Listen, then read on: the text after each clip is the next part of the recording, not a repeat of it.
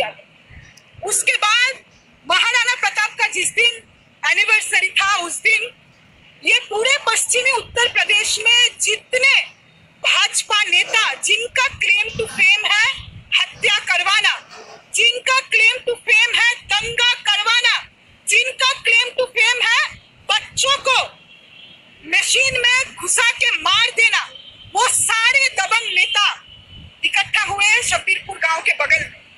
और उस दिन इन्होंने शब्बीरपुर गांव में आके इन्होंने हंगामा मचाया। रविदास टेम्पल में जाके इन्होंने क्या क्या किया ये कुछ भी मीडिया में नहीं आया होगा। रविदास टेम्पल में जाके इन्होंने वहां पे पेशाब किया दलितों को अपमान करने के लिए। रविदास के मूर्ति को तोड़ा, वहां पे आग लगाया और लगभग 3000 के आसपास ठाकुर जाति के लोग इकट्ठा होके दलितों के गांव को जलाया। उस समय शब्बीरपुर के दलित साथी उन्होंने पुलिस को फोन किया, लेकिन ये दबंग लोग जब गांव जला रहे थे तब इन्होंने कहा अपने मुंह से, सरकार हमारी है, पुलिस हमारा है, हमारा कुछ नहीं होगा। ये उन्होंने वहां पे डिक्लेयर किया। गांव जलाते हुए, दलितों के गांव जलाते हुए, हाथ में तलवार लेके दलितों को मारते हुए दबंग जातियों के लोगों ने कहा कि पुलिस प्रशासन हमारा है, सरकार हमारा है, हमारा बाल भी बांका नहीं कर पाओगे। और हमने देखा कि उसके बाद यही हुआ। उसके बाद जब सहारनपुर के दलित साथी इकट्ठा हुए न्याय मांगने के लिए, उस दिन वहां पे लाठीचार्ज करवाया गया, हिंसा भड़काया गया और उसके बाद ये डिक्लेयर कर दिया गया कि भीम आर्मी पुलिस के द्वारा लाठीचार्ज हुआ जब दलित इकट्ठा हुए थे। किस लिए? न्याय मांगने के लिए, ये कहने के लिए कि ये गरीब घर के, ये दलित घर का जो गांव जलाया गया इसका न्याय कौन देगा। वहां पे पुलिस ने लाठीचार्ज किया और उसके बाद पुलिस ने हिंसा भड़काई। उसके बाद कह दिया गया कि भीम आर्मी नक्सली है और उसके बाद शुरू हुआ भीम आर्मी का उच्छान।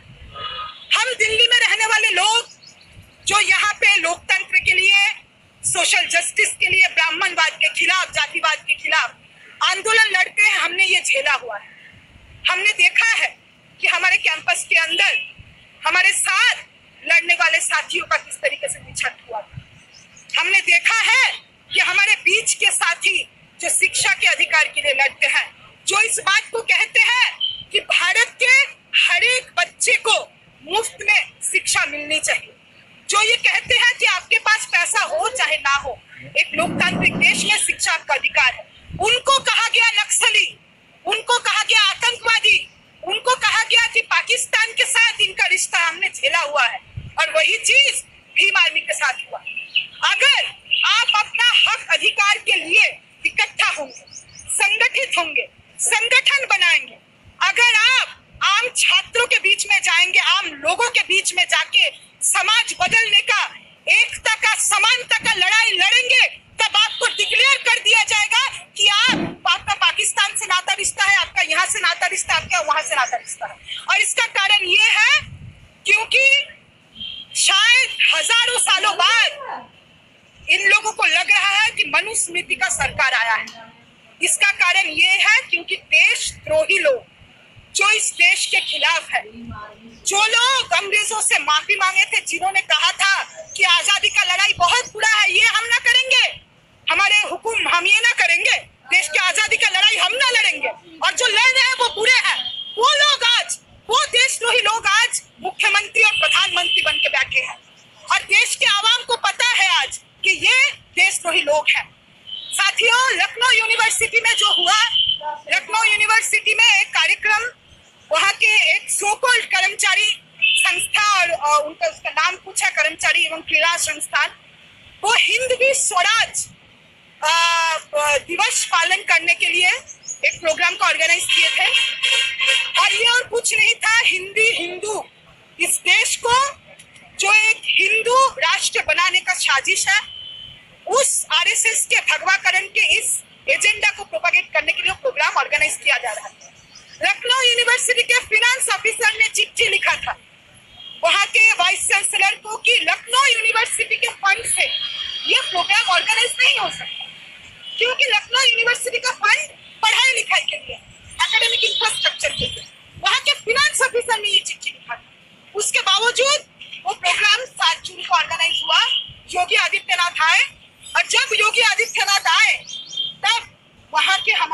सहारनपुर साथी, वहाँ के वो साथी जो इस जिम्मेदारी को समझते हैं कि अगर हम यूनिवर्सिटी में पढ़ते हैं तो इस देश के लिए, इस देश के आवाम के लिए, उत्तर प्रदेश के दलितों के लिए, किसानों के लिए हमारा जिम्मेदारी बनता है और वो जिम्मेदारी हम निभाएंगे, चाहे उसके लिए जो रिस्क हो। और उन्होंने ये सवाल उठाए, उन्होंने बोला सहारनपुर के दलितों को न्याय दो, उन्होंने बोला कि साथी चंद्रशेखर को रिहा करो। अब कोई बता दे सहारनपुर के दलितों को न्याय दो, ये बात सुन के योगी जी चिढ़ते क्यों हैं?